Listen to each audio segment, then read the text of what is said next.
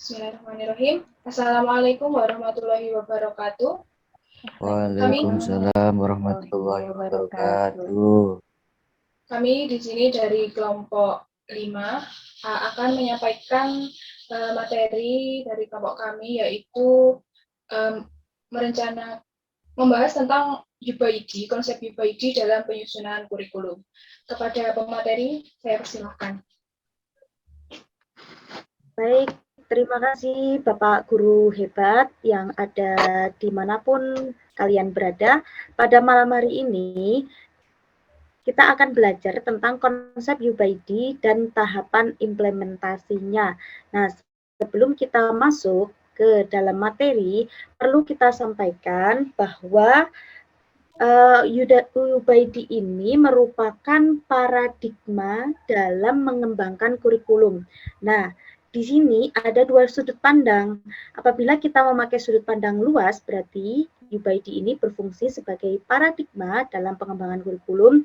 Akan tetapi kalau dalam sudut pandang yang lebih sempit, UBID ini bisa berguna sebagai desain untuk sebuah pemahaman yang mendalam dalam pelajaran, dalam pembelajaran. Nah, selanjutnya Bapak Ibu, melalui UBID ini, landasan utamanya adalah berlandaskan tujuan pembelajaran. UBID ini juga disebut sebagai kurikulum terbalik karena dalam tahap penyusunannya kita memulai dari tujuan pembelajaran. Nah, dampak dari penggunaan UBID ini adalah rancangan kurikulum atau pemahaman berpusat pada ketercapaian hasil, sehingga seluruh perancangan itu semuanya akan berpusat pada tujuan pembelajaran, sehingga pembelajaran menjadi bermakna karena memiliki tujuan serta proses yang jelas. Saya kembalikan ke moderator. Baik, terima kasih kepada Bu Siti Mahmuda atas materi yang dipaparkan. Semoga selanjutnya kepada pemateri lain untuk menyampaikan materi selanjutnya. Baik, terima kasih Bu Moderator. Untuk materi selanjutnya yaitu mengenai langkah penyusunan UBD. Yang pertama yaitu identifikasi tujuan pembelajaran. Adapun langkah-langkah di dalamnya, yang pertama yaitu mengacu pada kurikulum nasional dalam bentuk capaian pembelajaran atau yang biasa kita sebut CP. Kemudian selanjutnya membuat prioritas yang sesuai dengan ketersediaan waktu. Kemudian selanjutnya penentuan prioritas berdasarkan kebutuhan dan karakteristik peserta didik. Jadi di sini untuk penjelasan poin ketiga, kita sebagai pendidik menyesuaikan dengan apa sih yang dibutuhkan oleh peserta didik.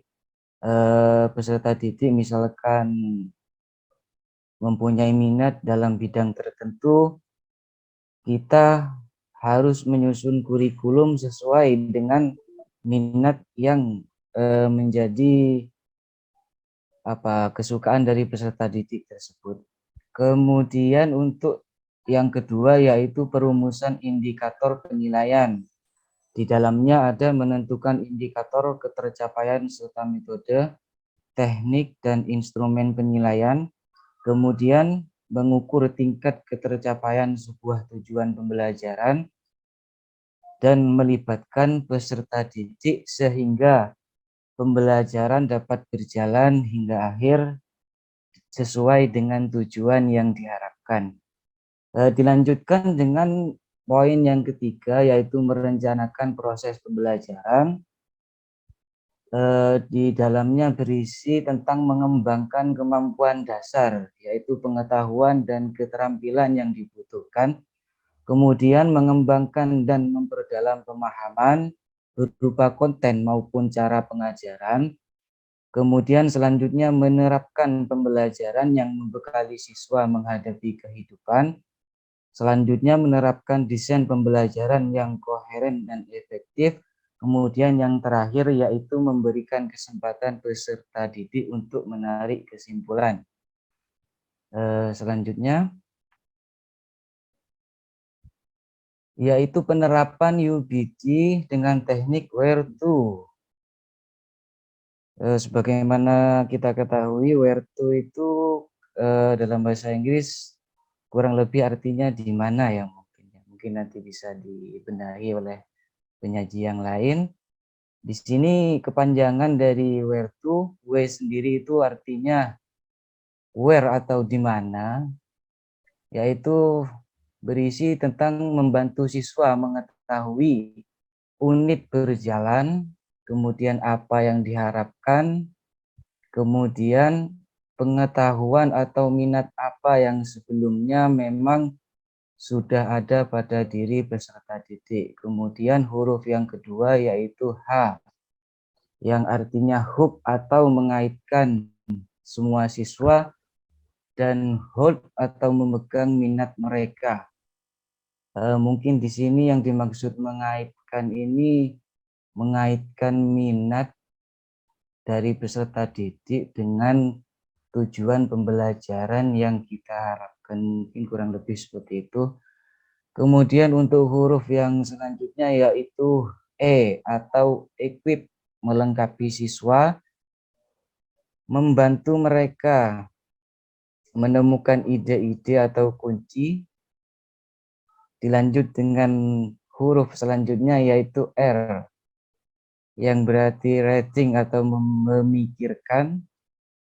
Di sini artinya memberikan kesempatan kembali kepada peserta didik untuk memikirkan kembali tentang pemahaman yang sebelumnya sudah mereka ketahui. Kemudian huruf selanjutnya yaitu E, yaitu evaluate atau mengevaluasi. Di sini sepemahaman saya itu mengizinkan siswa atau peserta didik untuk mengevaluasi pekerjaan yang telah mereka kerjakan sebelumnya. Kemudian huruf selanjutnya yaitu T, be tailored atau disesuaikan, dipersonalisasi dengan kebutuhan, minat, dan kemampuan peserta didik yang berbeda. Kemudian huruf yang terakhir yaitu O, organization. Di sini bertujuan untuk memaksimalkan keterlibatan awal dan berkelanjutan serta pembelajaran yang efektif bagi peserta didik. Cukup sekian, mungkin bisa ditambahi oleh pemateri yang lain. Saya kembalikan ke moderator. Baik, terima kasih kepada Bapak Ridho atas paparan materi yang telah disampaikan. Selanjutnya untuk penerapan UBD dalam pembelajaran bahasa Indonesia akan disampaikan oleh Ibu Ida. Kepada Ibu Ida, saya persilakan. Baik, terima kasih kepada Ibu Kumala. Di sini saya akan menjelaskan mengenai penerapan UBD menggunakan teknik where to dalam pembelajaran bahasa Indonesia.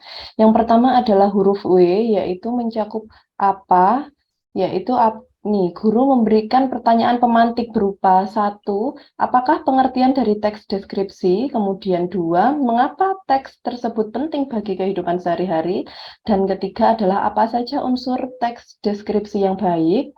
Kemudian masuk kepada huruf H, yaitu hook atau hold, yang berarti mengaitkan atau memegang. Yang dilakukan guru adalah yang pertama, guru membagikan lembar kerja peserta didik berisi teks deskripsi berjudul Pantai Pantang Terong. Kemudian selanjutnya, guru mengenalkan murid kepada pertanyaan esensial dan mendiskusikan tentang teks deskripsi Pantang Terong tersebut. Kemudian yang ketiga, guru memberikan tambahan pemahaman kepada peserta didik dan memberikan motivasi berupa manfaat mempelajari teks deskripsi dalam kehidupan mereka sehari-hari. Masuk kepada teknik yang selanjutnya yaitu E, equip, experience, explore, yang berarti melengkapi, mengalami, atau mengeksplorasi.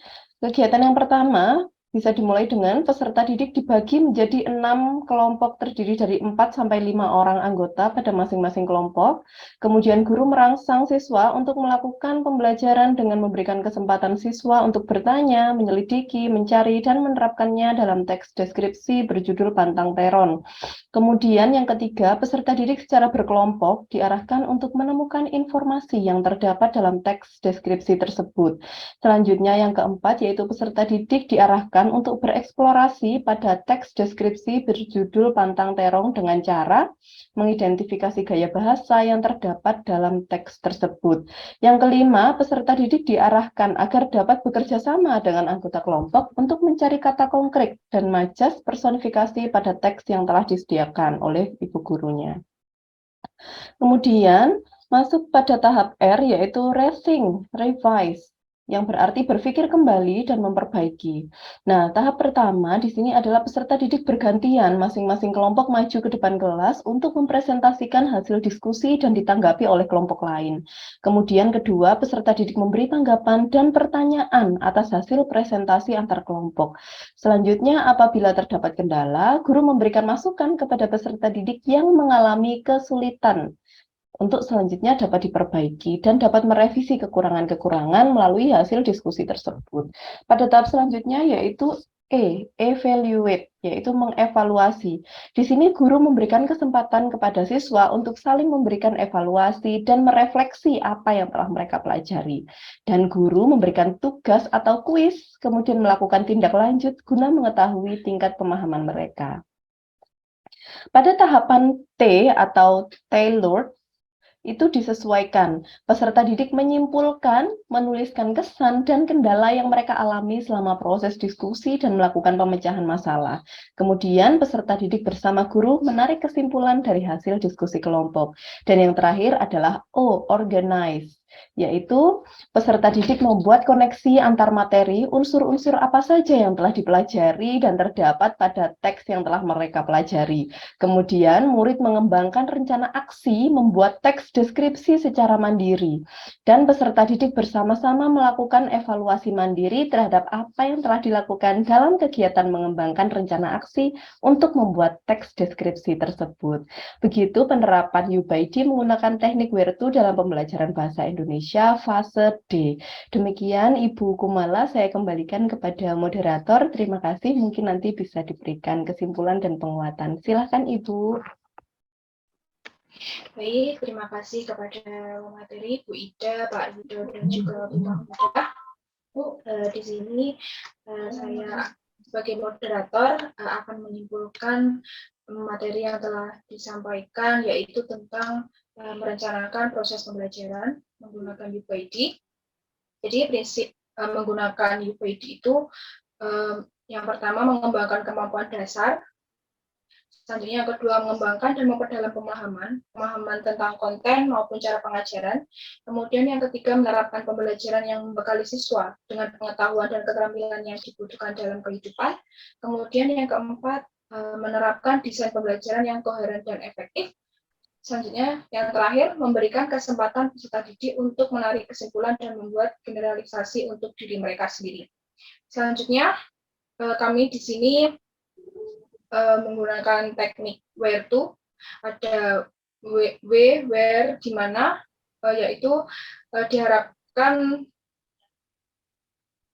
siswa pengetahuan atau mempelajari pengetahuan sebelumnya atau minat, kemudian equip, melengkapi siswa, experience, mengalami dan mengeksplorasi, kemudian R, rating, memikirkan kembali, merevisi, selanjutnya evaluate, mengevaluasi, T, tailor atau disesuaikan, O, be organize atau terorganisasi.